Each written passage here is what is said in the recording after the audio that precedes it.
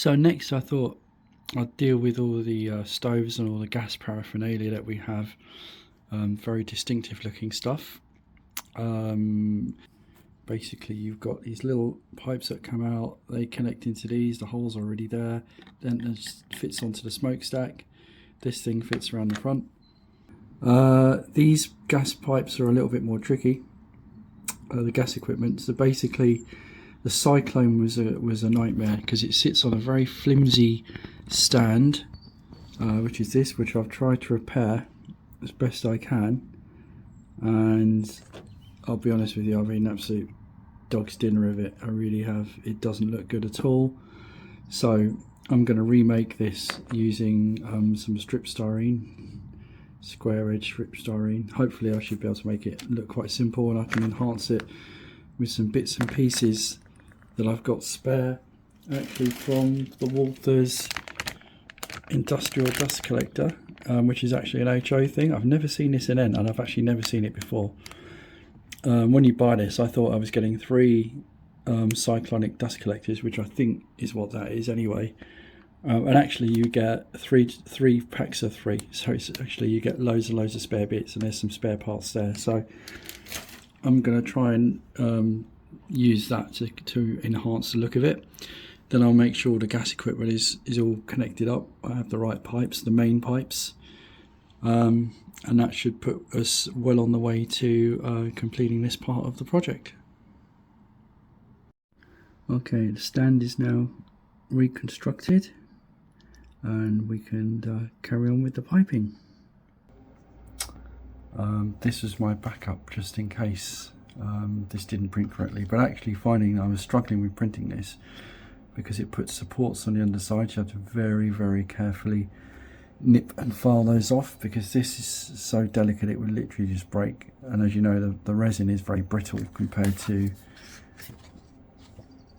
the styrene, so it's a totally different thing to work with. So I'm just going to finish filing off the base, and then I'm going to test fit all the tanks and see how that goes.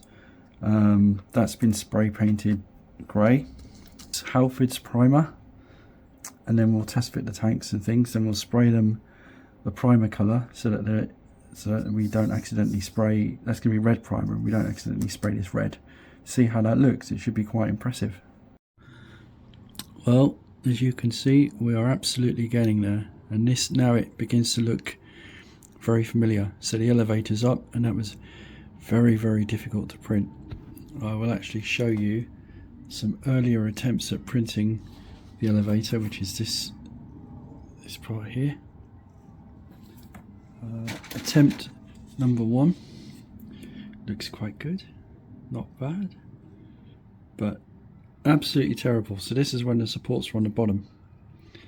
So from that point onwards I had to print this vertically, so that was a complete failure.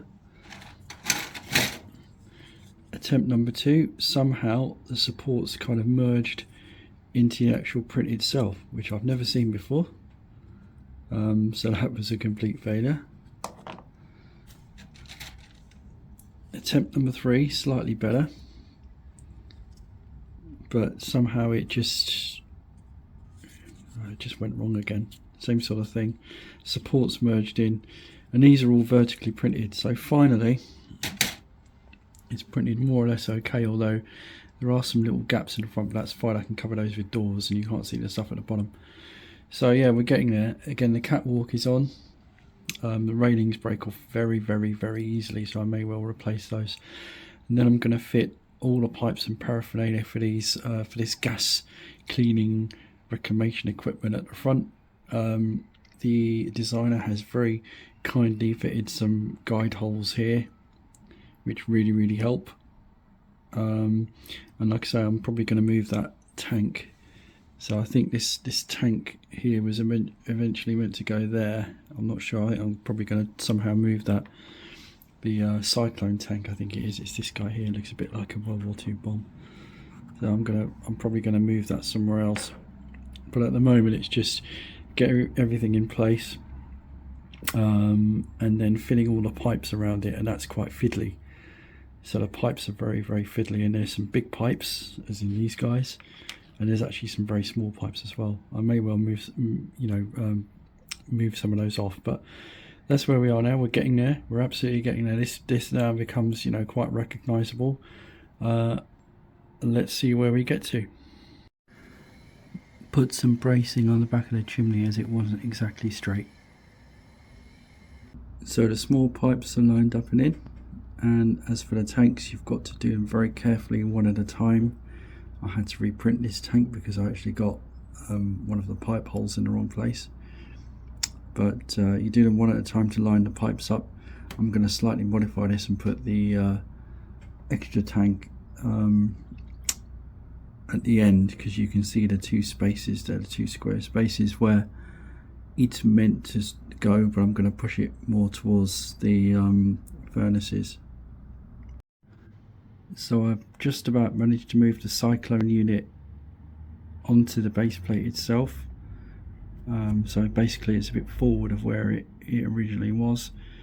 I've had to extend and slightly change some of the pipes, which you can see, but it all seems to fit together. And then the only worry is the large pipe that goes to the blast furnace from the top of the cyclone, but again, by modifying pipes that should be okay. So once that's dry, I shall just make sure everything's strong. Probably then I will be looking at attaching the elevator and the catwalk to the top of the stoves. So everything's put together. The elevator's on, which is this thing here. I've put a tiny little roof thing on it. I've changed the catwalk. I've put much stronger railings on than I got off a Cato bridge, actually, that I've cannibalized. So that's been changed. I put my own doors on it. I put a door, probably can't see it, but way down there, so the lift sort of goes, you go in that way but you come out that way, like some lifts, and that's the way it's gonna stay. I've managed to get the cyclone unit just about on the baseboard there, as I've said, so that's basically a good chunk of it done. Once it's sprayed up and painted, it will look, I think it will look pretty good. So one of the problems that we've got is that these columns, now they've been reduced to N scale. I mean, you can see all the detail, the brick detail is beautiful actually, but they're just too brittle. They're just not strong enough from the resin, and they snap very easily. And here's my attempt at trying to make them stronger, but I think that's not going to work, and it doesn't look too good. Also, as I said, the corrugations are kind of the wrong way, so I've gone out and got this stuff here, square strips of styrene. It's very similar size to this, or it's not, it's a tiny bit smaller, but if we work on the basis that this is steel, it should be stronger, therefore being smaller isn't a problem, and I think it would look smaller, more in gauge than out of gauge. I've also got some I-beams. I don't know that I'll need them, but I will need them for the slide that goes up to the top of the blast furnace, because that doesn't look right, so I'll use them for that. So yeah, I think what I'm going to do is try and make the blast furnace cast house, which is effectively, when you think about it, it's just a big shed with a couple of layers. So I think that's what we're going to try and do, and let's see what we can come up with. Okay, and now we're on to the cast house. So I've started to put a couple of the bigger pieces together. This is a very nice detail here, where you can have the red hot flowing iron that goes down below into a waiting car, I guess, so the iron transporters or the slag car. And what I intend to do is use this square styrene, which represents, I don't know, metal footing on the side. Have the styrene at the top, the strip styrene, which looks a bit like corrugated iron. Leave a bit of a gap at the bottom. And then I've also reinforced the actual footings, because again they're just too brittle and they break really easily. So I put a bit of strip styrene underneath, which means now I can use polystyrene cement to connect that with that, which is a great bonus for my fingers because it means I don't get super glue everywhere. So I will get on with that. I'll be right back. So with the cast house, there's actually a nice little base guide that comes with it, which keeps everything nice and square, which is really nice. Now I will put the siding, the styrene siding on this, leaving a gap there, just and then this will start to take shape. Part of the roof's on now, and actually there's a really cool extra bit here. This is a bit that's been designed to keep the blast furnace head in place, otherwise it would be very difficult and it would kind of fall through. So that's quite cool. I'm going to continue making this. I shall go off and paint it. Okay, so the roof's on, and I test fit the blast furnace head just to make sure it completely fits, otherwise you would have to slightly and very gently sand out the hole that it sits in, and it's sitting on that platform, which is very cool. I've decided to reinforce this side of the cast house because with these a tiny bit of the bottom frame broke off, and the resin is very brittle, even though it will flex a very small amount, but it's very brittle compared to styrene. So I reinforce that just to be careful. I'm going to put styrene siding on this. I didn't really like the way the resin cast came out for that part, so I'm going to just put a styrene corrugated iron type wall on that side. Then I'm going to go off and paint the cast house. The next part of the cast house effectively goes around this piece. You can see the molten iron channels. Sits on these. What I'm going to do, because these are, again, this is when we go from HO to N, these are very brittle. I'll show you how brittle they are. I'll just give them a little bend and that's gone. So what I'm going to do is I'm going to spend time, which is a bit of a pain, but I think it's worthwhile, reinforcing them with these styrene rods, leaving a tiny little bit of a gap at the bottom so that they will fit into these. These will also be reinforced with sheet styrene just at the bottom, because again they're very brittle. And then I'll consider, once these go through here, I'll consider reinforcing the top part. So it's quite a lot of extra effort, but I think it's worth it, because otherwise it's going to be a very brittle and shaky structure. Okay, the pillars have been carefully reinforced, noting that some will go one way and some will go another way, so it's less obtrusive, and then the rest of the cast house will be glued onto the original one. You can see where I was not so careful, and actually this is cracked in the middle there, but you won't see that anyway. So yeah, I will get on with that and be back soon. Again, I'm quite worried about how weak and flimsy these tiny little girders are, so I'm going to reinforce it with my own I-beam girders that will fit exactly next to them and hopefully give them a little bit more strength. I added some railings that I had from an old mine kit from many years ago. I believe it was a Polar kit, so at least there's a tiny bit of safety for the workers here, but not much, has to be said. Anyway, next need to assemble the roof sections. I would start with this. It's like the roof ridge. Once that's done, the rest of the roof should just go onto the poles, and then there should be a tiny bit more roof overhanging this part here,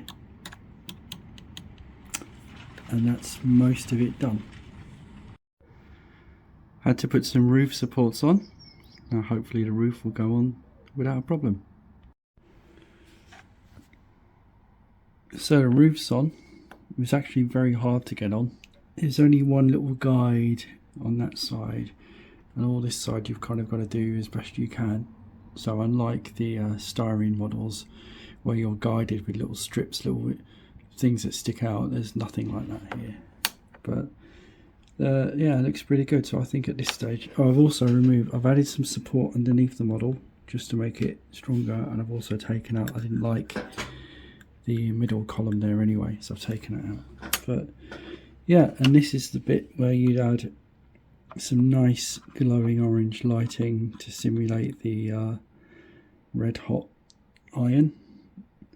But yeah, let's put it all together. So all together, that's it. I've put part 1 together, coloured the smokestack. I haven't finished colouring the connecting pipes, as I had to modify those because I moved the position of the cyclone device thing that's sitting next to the cast house. So that's why that's grey and sort of unpainted colour. But basically that's it. This took me 2 weeks to make. Is it worth it? Absolutely yes. Did I have problems? 100%. I completely ruined my cutting mat with super glue as well as my fingers. I had to reprint many parts because the printer wasn't doing exactly what I wanted it to do, and there were actually a couple of parts I 100% could not print. So I have tried my best to replace those with sheet styrene, and I think that's pretty pleasing. There's really good detail at the back, including the slide, which I had to actually reinforce with sheet styrene as well because it was just too flimsy. So you've got very, very nice details at the back as well.